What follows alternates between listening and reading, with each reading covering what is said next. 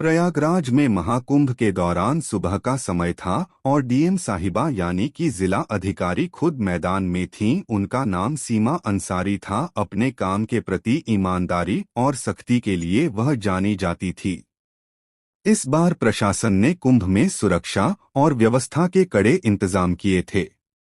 सीमा साहिबा को इस बात की जिम्मेदारी गई थी कि पूरा आयोजन शांति और सुव्यवस्थित ढंग से संपन्न हो। सीमा साहिबा को आम तौर पर सूट या साड़ी में देखा जाता था, लेकिन इस बार उन्होंने अपने धर्म और संस्कृति को ध्यान में रखते हुए हिजाब पहन रखा था। वैसे तो वह इसे निजी समारोह में पहनती थी, लेकिन आज का दिन खास था। वह गंगा घाट पर निरी के लिए आई थी और हिजाब के साथ हल्के रंग का कुर्ता पहना हुआ था। घाट पर तैनात पुलिस वाले हर व्यक्ति की गतिविधियों पर नजर रख रहे थे। विशेष रूप से संदिग्ध व्यक्तियों की जांच हो रही थी। सीमा साहिबा भीड़ में चुपचाप निरीक्षण कर रही थी। उन्होंने अपनी गाड़ी और सुरक्षा दल को घाट के बाहर छोड़ दिया था ताकि वह आम लोगों के बीच जाकर माहौल का जायजा ले सके।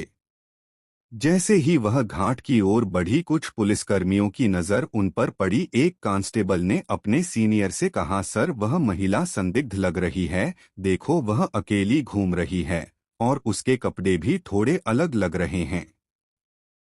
सीनियर इंस्पेक्टर ने दूर से देखा और हामी भरते हुए कहा, ठीक है, उसे रोककर पूछताछ करो। किसी भी अनजान व्यक्ति को ऐसे नहीं छोड़ सकते। सीमा साहिबा इस बात से अनजान थी कि पुलिस वाले उन्हें संदिग्ध समझ रहे हैं। जब वह घाट के पास रुकी और एक छोटे बच्चे से गंगा जल के बारे में बात करने लगे, तभी दो पुलिसकर्मी उनके पास आ गए।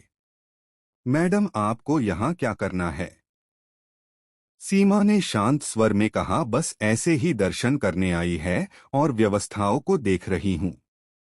पुलिसकर्मी उनकी बातों को नजरअंदाज करते हुए बोले, आपका आईडी कार्ड दिखाइए। सीमा ने मुस्कुराते हुए जवाब दिया, आईडी कार्ड तो मेरे पास है, लेकिन आप यह क्यों पूछ रहे हैं? यह सुनकर पुलिसकर्मी थोड़ा सख्त हो गए।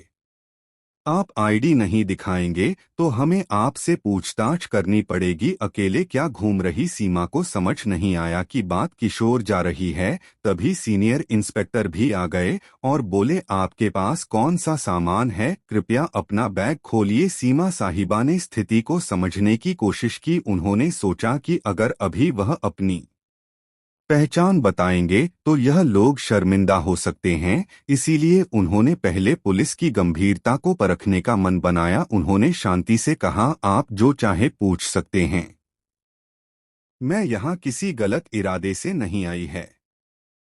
पुलिसकर्मी कमी पूरी तरह से शक के घेरे में आ गए। उन्होंने सीमा का बैग ले लिया और जांच शुरू कर दी। इसी दौरान एक अन्य पुलिसकर्मी ने कहा, इन्हें थाने ले चलते हैं, वहां पूरी पूछताछ करेंगे। घाट पर खड़े लोग इस नज़ारे को देखने लगे। किसी ने कहा, लगता है कोई संदिग्ध है। देखो पुलिस वाले कितने गंभीर हैं। सीमा साहिबा अब तक शांत थी। उन्होंने तय किया कि वह अब भी अपनी पहचान नहीं बताकर स्थिति को और आगे बढ़ने देंगे। सीमा को थाने ले जाया गया। वहां इंस्पेक्टर ने उनसे सवाल जवाब शुरू कर दी। आप कहां से आई है? यहां क्यों आई हैं? आपका नाम क्या है? सीमा ने मुस्कुराते हुए कहा, क्या मैं अपना नाम बाद में बता सकती हूं? पहले आप अपने सवाल खत्म कर लीजिए। इंस्पेक्टर को यह बात नागवार गुजरी। उसने सख्त लहजे में कहा, आपकी ये हरकतें और चुप्पी हमें मजबूर कर रही है कि आपको को हिरासत में लिया जाए। अब तक सीमा ने चुपचाप सब कुछ सुना, लेकिन वह जानती थी कि इस कहानी का अंत उन्हें ही लिखना होगा। उनके चेहरे पर कोई घबराहट नहीं थी, बल्कि एक अलग ही आत्मविश्वास झलक रहा था। थाने में माहौल गर्म हो चुका था। सीमा साहिबा को अब भी पुलिसकर्मियों ने संदिग्ध मान रखा था। सीनियर इंस्पेक्टर ने बाकायदा उन्हें एक कुर्सी पर बिठाया और आसपास के पुलिसकर्मियों को निर्देश दिया, इनसे सख्ती से पूछताछ करो। जब तक पूरी जानकारी ना मिले इन्हें यहां से जाने मत देना। सीमा साहिबा को यह सब थोड़ा मजेदार लग रहा था। वह सोच रही थी कि पुलिस का यह कड़ा रवैया उनकी व्यवस्था का ही हिस्सा है और यह देखना उनके लिए किसी अनुभव से कम नहीं था। हालांकि यह बात भी समझ में आ रही थी कि अब समय आ गया है कि वह अपनी असली पहचान जाहिर करें। इंस्पेक्टर ने एक और सवाल किया, आपके पास महाकुंभ में घूमने की अनुमति है या नहीं?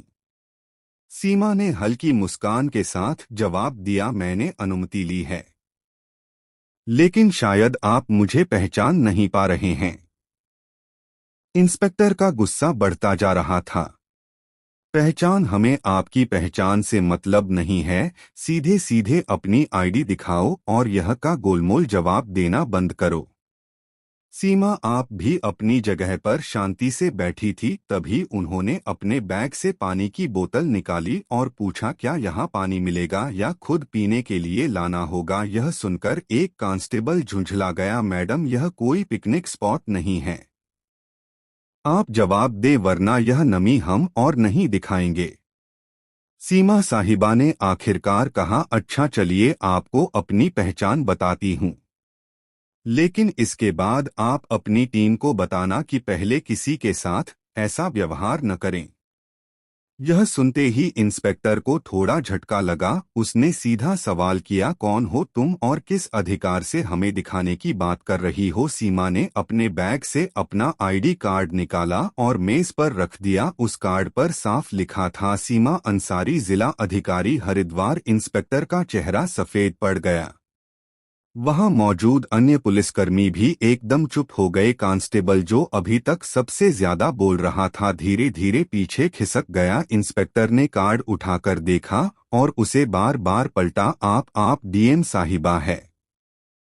सीमा ने शांतिपूर्वक कहा, जी हाँ, और मुझे लगता है अब आप समझ गए होंगे कि मैंने अपनी पहचान पहले क्यों नहीं बताया। मैं सिर्फ यह देखना चाहती थी कि आप लोग अपनी ड्यूटी कितनी ईमानदारी और सतर्कता से निभाते हैं, और मैं कहूंगी कि आप लोग बुरे नहीं हैं, लेकिन सावधानी में भी थोड़ा संतुलन होना चाहिए। इंस्पेक्टर ने तुरंत खड़े होकर माफी मांगते हुए कहा, मैडम हमें बिल्कुल अंदाजा नहीं था कि आप ही हमारी डीएम साहिबा है। आपकी वेशभूषा और अकेले घूमने का तरीका थोड़ा असामान्य लगा, इसलिए हमने आपको रोका, लेकिन हमारा मकसद केवल सुरक्षा था। सीमा ने जवाब दिया, मुझे पता है आप सभी अपनी ड्यूटी कर रहे थे और मैं खुश हूं कि आप चौक हैं, लेकिन ध्यान रखें कि अगर कोई महिला या आम नागरिक आए तो उनकी बातों को भी ध्यान से सुनें। हिजाब या किसी के कपड़ों के आधार पर अंदाजा लगाना हमेशा सही नहीं होता। इंस्पेक्टर ने तुरंत थाने के स्टाफ को निर्देश दिया, साहिबा के लिए चाय पानी लाओ और तुरंत उनकी गाड़ी मंगवा। सीमा ने मुस्कुराते हुए कहा, नहीं इसकी जरूरत नहीं, मैं तो यह देखने आई थी कि हमारा प्रशासन कैसे काम कर रहा है और मुझे खुशी है कि आप लोग काम कर रहे हैं, लेकिन याद रखें हर बार शक की बिना पर किसी को आतंकवादी या अपराधी मान लेना उचित नहीं। यह बात सुनकर इंस्पेक्टर ने सिर झुका लिया, आपकी बात सही है मैडम, हमें इस पर काम करना होगा। सीमा ने हंसते हुए कहा, काम तो ठीक है, लेकिन अब मुझे मेरे काम पर वापस जाने दीजिए और अगली बार किसी से बात करने से पहले उसकी बात को ध्यान से सुनने की आदत डालिए। थाने से बाहर आते समय कुछ पुलिसकर्मी और कर्मचारी उनके साथ घाट तक गए। वहां मौजूद लोग अब भी उन्हें देख रहे। कुछ लोग कानाफूसी कर रहे थे कि यह वही महिला है जिसे पुलिस ने पकड़ा था। सीमा ने गाड़ी में बैठने से पहले पलटकर देखा और पुलिसकर्मियों से कहा, आप लोग अच्छा काम कर रहे हैं, लेकिन एक जिम्मेदार नागरिक से बात कर अपनी मानवता को भी बनाए रखें, और अगर आप मुझसे सहमत है तो यह संदेश अपनी टीम तक पहुंचाएं। इंस्पेक्टर ने सिर झुकाकर हामी भरी, जरूर मैडम, यह हमारी तरफ से सीख रही। थाने की घटना के बाद सीमा साहिबा घाट पर वापस लौट आई। अब तक पुलिसकर्मियों और वहां मौजूद कर्मचारियों के चेहरे पर न केवल शर्मिंदगी बल्कि उनके लिए गहरी इज्जत भी साफ झलक रही थी। हालांकि सीमा ने इस घटना को ज्यादा तूल नहीं दिया और अपने काम पर ध्यान केंद्रित किया। घाट पर लोग अब भी उन्हें देख रहे थे। कुछ ने पहचान लिया था कि वे डीएम साहिबा हैं तो कुछ अब भी यह सोच रहे थे कि यह महिला कौन थी जिसे पुलिस ने पकड़ा था। सीमा ने भीड़ की परवाह किए बिना घाट पर मौजूद व्यवस्थाओं का जायजा ले शुरू कर दिया।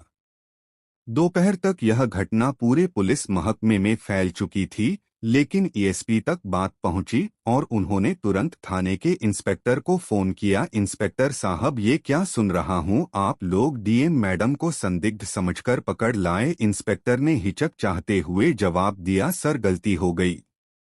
उनकी वेशभूषा और व्यवहार की वजह से शक हुआ, लेकिन मैडम ने हमें समझाया और हमें अपनी गलती का एहसास कराया। एसपी ने कड़े लहजे में कहा, ठीक है, लेकिन अगली बार ऐसा कुछ हुआ तो इसका अंजाम भुगतने के लिए तैयार रहना। आप तुरंत अपने स्टाफ को इस मामले पर संवेदनशीलता से काम करने की ट्रेनिंग दो। इंस्पेक्टर ने हामी भरी और ठान लिया कि आपसे वह और उनकी टीम हर दिन को इंसानियत के साथ ट्रीट करेंगे। इस घटना के कुछ दिनों बाद सीमा शाह बाबा ने प्रशासनिक कर्मचारियों और पुलिस बल के लिए एक छोटी बैठक बुलाई। इसमें उन्होंने सीधे शब्दों में कहा, मुझे आप सब पर गर्व है कि आप लोग कुंभ जैसे बड़े आयोजन को संभाल रहे हैं, लेकिन मैं आपसे एक बात कहना चाहती हूं, कानून के पालन के साथ साथ हमें अपनी मानवता भी बनाए रखनी होगी। हर व्यक्ति पर शक करना जरूरी नहीं है। जो लोग अलग दिखते हैं वे गलत नहीं होते, उनका सम्मान करें। उनकी बात सुने। उनके शब्दों ने वहां मौजूद सभी को झकझोर दिया। इंस्पेक्टर ने सबसे सामने माफी मांगते हुए कहा, मैडम, आपकी बात ने हमें बहुत बड़ा सबक सिखाया है, धन्यवाद।